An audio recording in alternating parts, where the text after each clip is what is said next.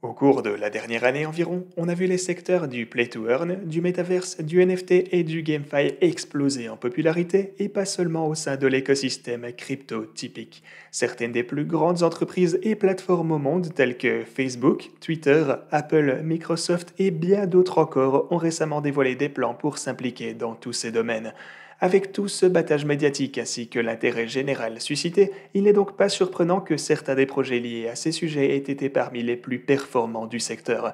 Cependant, trouver ces projets avant leur lancement peut être vraiment difficile, et c'est pourquoi aujourd'hui je vais tout vous expliquer sur DAOland, un projet qui est une combinaison unique d'un DAO, d'un fonds capital risque et d'un incubateur conçu spécifiquement pour les projets liés au NFT ainsi qu'au GameFi.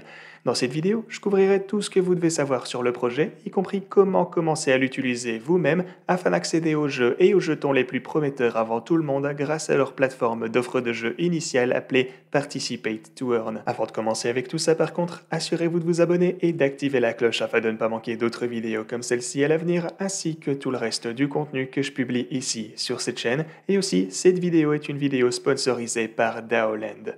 Alors, pour commencer, jetons un œil à comment fonctionne l'incubateur DAOland, car il est un petit peu différent de ce qu'on a l'habitude de voir.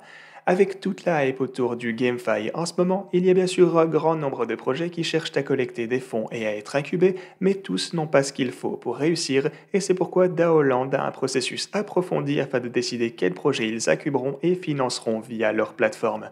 Outre les liquidités pour le développement de jeux, DAOland propose également aux projets qu'ils incubent une assistance dans des domaines tels que le conseil et la consultation, le développement des tokenomics, le marketing, la création de leur communauté et plus de choses encore. Ce sont tous des domaines importants sur lesquels se concentrer, mais en particulier la conception de la tokenomic peut faire la différence dans la réussite ou non d'un jeu Play to Earn. Après tout, même si le gameplay et les graphismes sont attrayants et amusants, si le jeton censé offrir la possibilité de gagner en jouant n'a pas de modèle durable, alors le jeu n'aura pas de succès au long terme. Si un projet souhaite être incubé, la première chose qu'il devra faire sera de soumettre une candidature comprenant une description détaillée de son produit et des progrès qu'il a déjà réalisés, un pitch deck, un white paper ou un light paper, ou les deux préférablement, des exemples d'artwork du jeu, des informations sur les personnes appliquées, la tokenomic ainsi que le modèle financier, combien d'argent ils souhaitent lever et combien de leurs jetons natifs ils offrent, ainsi que le reste des éléments énumérés juste ici sur cette liste. Comme vous pouvez le constater, il s'agit d'une très longue liste et elle a été conçue pour filtrer tous les projets de mauvaise qualité ou à un stade trop précoce. Une fois une candidature soumise, elle passera par le processus de sélection. Ce processus évoluera avec le temps afin de devenir plus décentralisé, mais la version actuelle vous est montrée juste ici. La première étape est la sélection et l'approbation par le mini DAO qui se compose de l'administration de DAOland, de conseillers, de partenaires et de certains détenteurs clés de jetons DLD. Ce groupe est composé d'experts dans le domaine GameFi et ils serviront de deuxième filtre afin de choisir les projets de la plus haute qualité et les plus prometteurs. Certains des critères qu'ils prendront en considération lors du choix des projets sont énumérés juste ici et certains d'entre eux sont la valeur pratique d'un jeu, les solutions techniques qu'ils apportent, l'expérience de l'équipe et la qualité de leur offre IGO. Si un projet est approuvé par 75% ou plus du jury de sélection, il sera ensuite transféré vers une évaluation communautaire où les détenteurs du jeton pourront partager leurs commentaires et opinions. Et après cela, le conseiller négociera et finalisera les conditions de l'IGO. Enfin, les termes de l'IGO et toutes les informations sur un projet seront rendus publics et la communauté votera en dernier lieu si le projet est sélectionné ou non. Du coup, s'il est finalement sélectionné, l'IGO, après toutes ces étapes, aura bien lieu. Les IGO peuvent être réalisés par diverses méthodes en fonction des conditions négociées, mais le processus général reste à peu près le même. Il existe deux jetons dans l'écosystème DAOland, DLD et DLS, tous deux basés sur la Binance Smart Chain. DLD est librement tradé pour que quiconque puisse en acheter sur les DEX tels que PancakeSwap où l'équipe a déjà verrouillé la liquidité qu'elle y a fournie.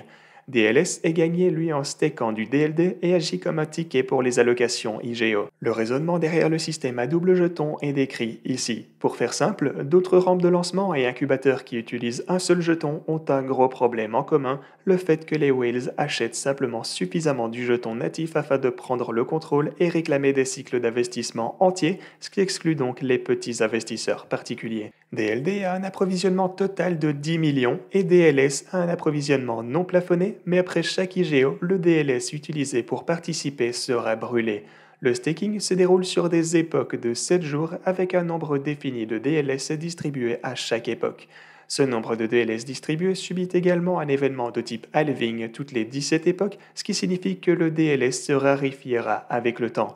De plus, les stakers ne gagnent que s'ils stakent depuis le début d'une seule époque, ce qui signifie que quelqu'un ne pourra simplement pas staker juste avant que les récompenses ne soient distribuées afin de profiter du système. En plus du staking unilatéral, les utilisateurs peuvent également fournir des liquidités au pair DLD pour gagner plus de DLD et de DLS. Une fois qu'un utilisateur a obtenu du DLS et qu'un projet a été sélectionné pour avoir son IGO, l'utilisateur peut allouer son DLS avec le jeton spécifié pour l'IGO tel que BUSD ou USDT et il recevra le jeton natif du projet en retour. Certaines des différentes formes d'IGO sont par exemple des whitelists ou listes blanches, des enchères et le premier arrivé sera le premier servi. Ce système s'est rapidement avéré populaire car Daoland a déjà incubé et mis en avant Metaxi, Metamall ainsi que GameUp et à de nombreux autres projets déjà en cours dans le processus de candidature et de sélection pour toutes les semaines à venir, ce qui signifie qu'il y aura de nombreuses opportunités d'IGO pour les holders de jetons qui stake pour gagner du DLS. Bien que l'incubateur et la plateforme IGO Participate to Earn soient au cœur de Daoland, il existe d'autres fonctionnalités intéressantes à venir que nous pouvons voir présentées ici sur la feuille de route. Le premier trimestre a beaucoup de choses qui sont prévues, y compris la démo du métaverse Daoland.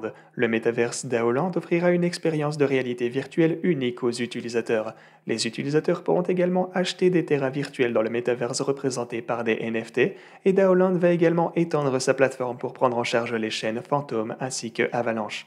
Le jeton DLD va être répertorié sur une plateforme centralisée. Le fonds VC Daoland est en cours de lancement avec la plateforme de gouvernance et une rampe de lancement NFT. Au cours du deuxième trimestre, on verra le lancement de la version bêta du monde Metaverse, des logiciels NFT et GameFi en tant que fonctionnalité de service pour les clients Daoland et des partenariats supplémentaires. Au troisième trimestre aura lieu la sortie du jeu de cartes Daoland où les utilisateurs se disputeront des allocations IGO, des éléments de jeu et des cartes NFT et en plus la version complète du Metaverse aura lieu. Pour résumer tout ce dont je viens de parler, Daoland a clairement mis énormément d'efforts dans la conception d'un incubateur et d'une plateforme IGO qui n'offriront que des projets de la plus haute qualité à leurs utilisateurs. Et, en incluant la communauté dans le processus de sélection, cela donne également aux utilisateurs la possibilité de faire des recherches plus approfondies sur le lancement des projets que ce qui est généralement possible avec les projets à un stade précoce. Daoland a déjà réalisé des audits par Solidity Finance ainsi que Hacken pour sa sécurité et l'équipe est entièrement doxée et dévouée à faire de leur projet un succès au long terme. Si vous souhaitez faire des recherches supplémentaires ou vous impliquer dans la communauté Daoland, vous pourrez le faire via les liens que vous trouverez en description. Voilà les gars, j'espère que vous avez apprécié cette vidéo et quant à moi je vous dis à la prochaine.